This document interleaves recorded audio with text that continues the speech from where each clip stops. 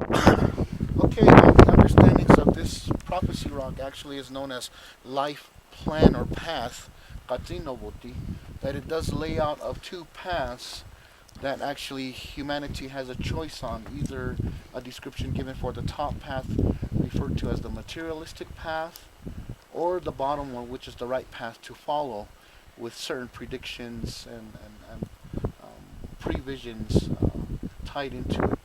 But top path of materialism shows the people all unified. But if we continue of our ways of destruction, taking from the earth, or even the world leaders press the buttons for all the nuclear atomic missile heads, or the Maasaw's description given as the gourd full of ash, destruction, doing away with humanity and the earth, and will be bits of particle dust in the endless space. But if we follow the right path and continue in the right manner of our life path that has been laid out, and if we do continue to the extent of the end days or judgment days, the leader or savior that is to come will be leading the exodus of people into the next level or next world. So it just all depends on how humanity helps to control of understandings with our humanity spirit and the people of this whole world. There'll be that continuance. What do you think is the one factor that can get us living in balance with the earth again? It's really not going to be one. It's going to be multiple understandings and teachings are already out there and laid out. It's just that we need to understand or accept and pick up these teachings to have a little more thorough understanding, which we did veer off of the wrong path, so we can come back to those teachings. So there is a symbolical line connecting from the top materialistic path to the bottom to represent of convergence, that people can change their ways and maybe for the betterment and the good of all humanity. So it's a collective of so many factors, but we have to, I guess, individually we are to be that change first, to maybe show love change within around the world, or give that influence of change to all mankind. Specifically, like the symbology of, say, like that star symbol above the circle. That would be part of the subject matter we were talking about earlier. About originally, it was to represent of a star. Actually, I'm not kind of jumping into different spots of it, but traditionally, third world description, all the people were good-hearted, a one-heart people, pure heart, wanted to leave the third world because everybody was all in that chaos, corruptive state, evil negativity, witches and sorcerers. And so Maasaw is the earth guardian or caretaker, which is the keeper of the element of fire, holding a torch. He is actually holding the reed plant that was successful to grow from the third world into the opening in the sky, where the ancestors mentioned they heard foot stomping, and it was made by Maasaw, the earth guardian or caretaker that was already placed on the fourth realm of the world to live his life out of loneliness. So eventually, the star symbol that did guide the ancestors to our Hopi ancestors of Hisetsinum to this area that we take in as our center of the universe was an understanding. It was a two-star combination that gave a vibrance and brilliance of starlight on that night. But ironically, it is also a confirmation on the other side of the world that Maasaw gave the description to Bahana that emerged on the fourth world, which is a description of um, white brother, white person, instructed Bahana to go as far east until the forehead touched the rising of the sun. And I would just state maybe that's a confirmation understanding what I do understand about the Hebrew culture people or the Jewish people, that in some aspects, I don't know when specifically, but I do understand in the description that they do have a circular disc with the symbol of the sun on there that they place on their forehead, and that will be a confirmation of the instructions given by Maasaw that Bahana was to go as far east until his forehead touched the rising of the sun. And this star symbol actually would represent of the specific birth of the baby, that the men giving the gifts were guided by that star. So, in other words, that symbol of Star of David would be a symbol of a sun in a Hopi view, Hopi eyes, and the ancestral teachings to give that description of that symbolical star is that each triangle element to comprise of that Star of David symbol represented of each star that was in that double star combination leading the men to give the gifts to the baby. So eventually at that conversion time period of BC to AD, that was the descriptions given to lead the ancestors to this area at that same time that occurrence, or either that occurred on the east first, and then on this side of the earth, the ancestors were guided by that star, Hopi ancestors, to this particular location as our center of the universe. But then the elongation is that prediction of the Spanish Catholics to come, the people that were going to utilize this symbol as their religious symbol, representing of the crucifix of the Catholic religion. So in other words, when the Spanish did come down into this area from the east, fair-skinned or lighter-skinned, the Hopis from my village of Oraibi felt this was maybe the prophesied brother to return.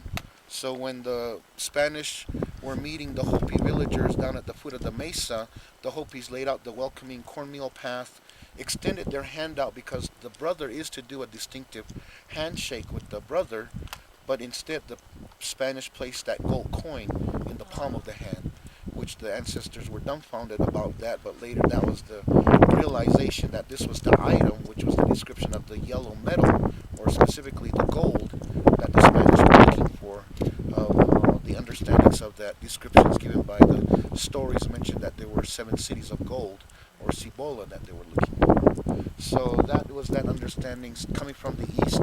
So we're still waiting for the Bahana to return from the east, but it's given another confirmation by Maasaw that Maasaw inscripted symbols on stone tablets that he gave to certain Hopi clans, and the one corner portion of one tablet was given to Bahana to do the confirmation act at that actual crucial point of time of the end days or judgment day.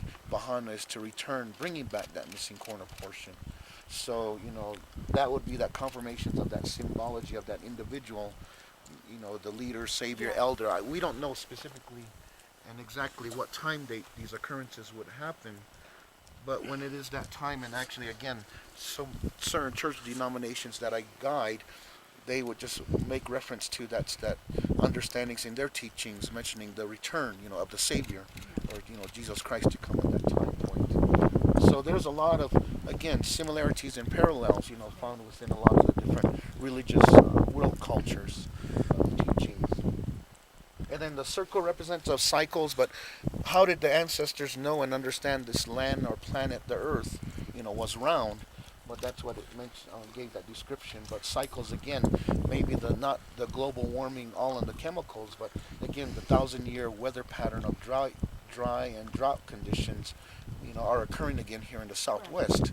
That did lead the ancestors to leave Chaco Canyon, Mesa Verde, all the ancestral sites throughout the Southwest to relocate as the modern present-day Hopi, Zuni, all the Pueblo cultures in New Mexico's. We have oral histories that ties us with our ancestors throughout the Southwest. So Hopi name descriptions are given to all these sites in the Southwest. And with that understandings, materialistic path, there were 2 paths to follow. People are so unified. Items that make life easier, they're so used to. But that's the description also given that each individual here, the first 3 represents of inventions, advancements in inventions, and technology for the 3rd one. Meaning that Bahana was also, Maasaw gave a description to the last individual that made it up, which was one of the witches or sorcerers, or termed as Two-Heart by Hopi, that this witch or sorcerer would aid Bahana. Maasaw told the last one to go with Bahana. So generally, we just mentioned the white people created all these different inventions. So the witch or sorcerer used his magic to help of the creation of inventions. And so Maasaw gave that description for him to go with Bahana.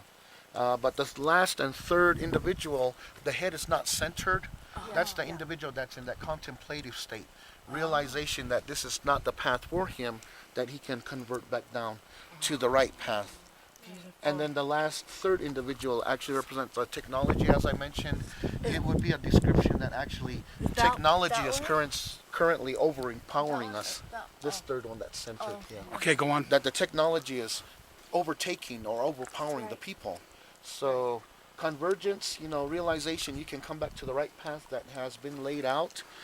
That is what I feel we are currently at that point.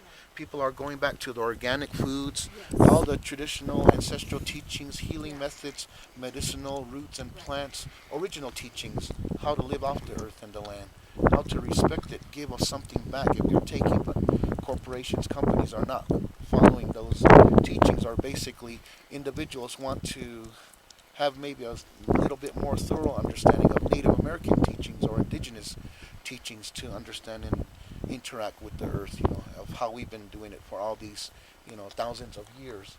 So convergence, we are at that point, but circles that are depicted here, prophesizing of 3 world wars or fights. First one is fulfilled with a circle. There is a symbolical cane symbol in the middle of the first and second one. Cane symbol represents a chieftainship status, education or traditional knowledge carrying. So possibly the U.S. government after World War I studied of the enemy's ways or the Oriental teachings of China and Japan, or Japan specifically, to go into World War II. But again, the heating from Maasaw's message not to ever utilize this gourd full of ash, and that would have been that description given usage in World War II, where America used the bombings in Japan of Hiroshima and Nagasaki of those bombs. And then eventually the third one is not fulfilled, but again there is some symbologies on certain tablets that do confirm of maybe certain land, countries, or symbols on flags would be stirring up events. And currently what's happening with Syria, Turkey, and Israel, and again Russia and China has an interest from each different, or was it China or North Korea, one of the different countries, but the 3 countries I feel would be of that more maybe communist following, communist Russia, North Korea, and communist China. That would be part of a stirring up. But eventually what's happening with these 3 countries, Russia and China does have an interest in one of the other countries of each one, so they're still part of that link of that understanding. So eventually the elder or leader, savior that is to come, will come and lead the exodus of people into the, maybe to the next world, into the safe promised land. We really don't know the exact accurate descriptions of where we'll be going, or where the leader is going to take us, but we do know it's going to be in another better place.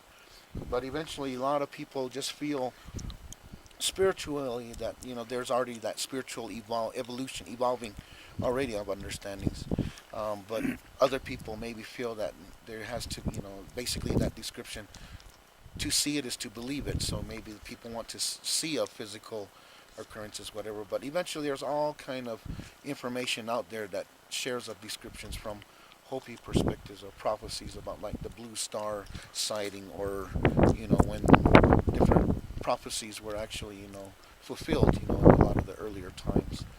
So we just have to wait for these certain descriptions in the sky or on the earth again. But like I shared with you earlier, our teachings as well is similar, with the understandings that our own human actions do have a recurrence action of what's happening all around us and throughout the world. So that understandings of all the climatic changes that have been occurring here in the Southwest, we talk about water is life, but with all the occurrences of flooding, tsunamis, water can take a life as well. And all the economic breakdowns maybe happening in some countries are already stirring up of that breakdown, and even of the common people rebelling against their own governments, and that is another sign that again basically we are back at the point of third world description again, corruption, chaos. And then yes, we are noticing all the natural catastrophes, all the weather patterns, what are occurring, volcanic eruptions, floodings, earthquakes, tremors, tornadoes, hurricanes, everything is all evidently out there. Either Mother Earth's message is not fully understood, or our ears are not fully open to hear of her message.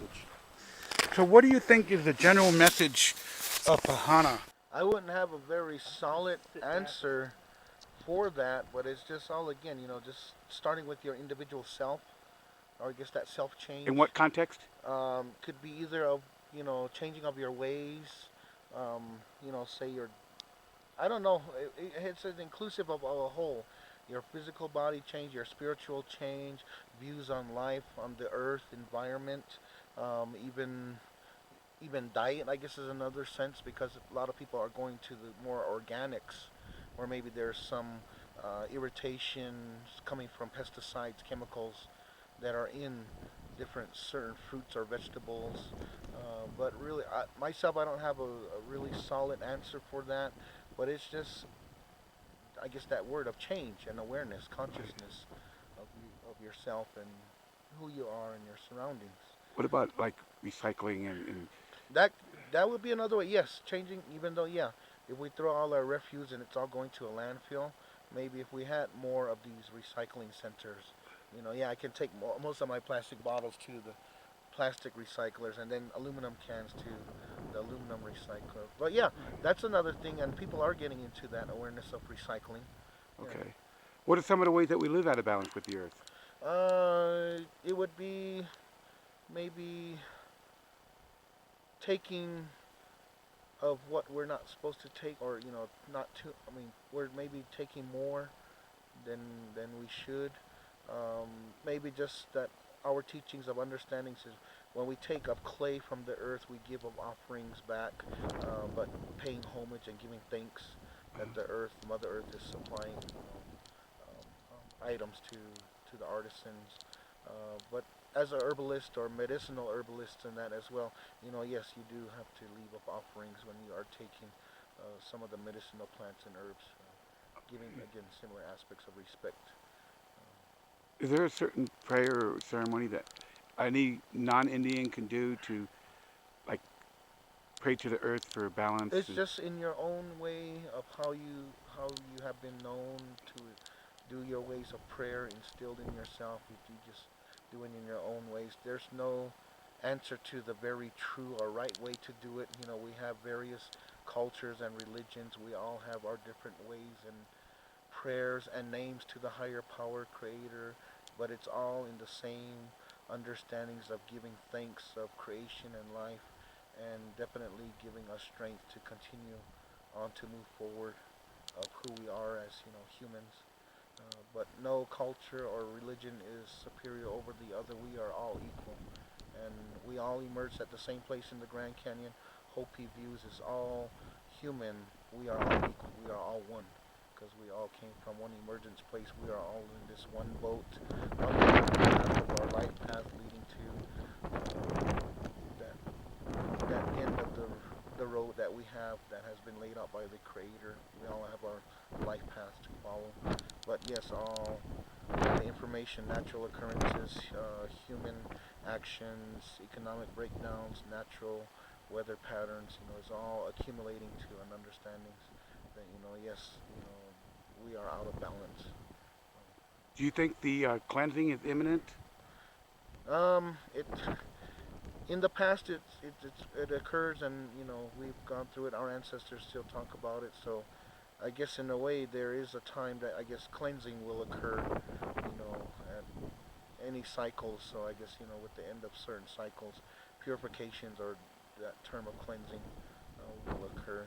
Um, I'm not too sure of how soon, but it is an understandings that we have to go through. I don't know if it's not going to be our physical time, maybe our children's or our grandchildren's, even our great grandchildren's time, maybe. But the purification will be coming, but we don't have a specific understanding of the actual occurrence of it happening. But it is coming.